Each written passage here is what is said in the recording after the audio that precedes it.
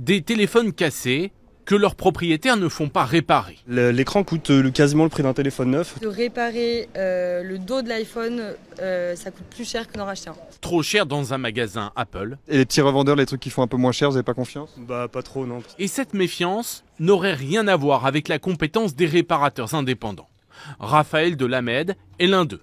Il vient de changer un écouteur sur cet iPhone et après réparation, une fois qu'on a changé l'écouteur pour un autre neuf, le Face ID ne fonctionne plus. On a un message d'erreur qui apparaît là.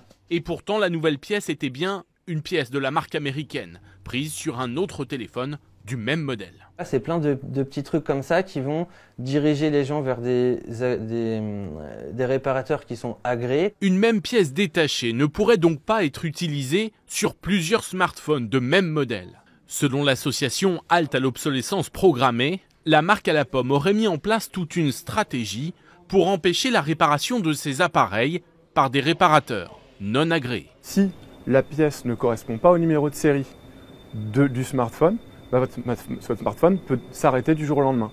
Quand bien même elle serait compatible, quand bien même elle serait fonctionnelle. Et c'est ça qu'on reproche à Apple en fait.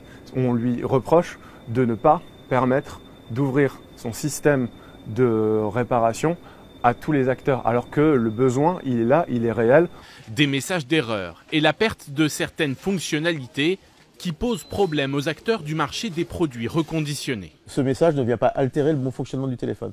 Cependant, ça freine le développement du produit reconditionné en France parce que ça crée le trouble et le doute à l'intérieur pour certains clients.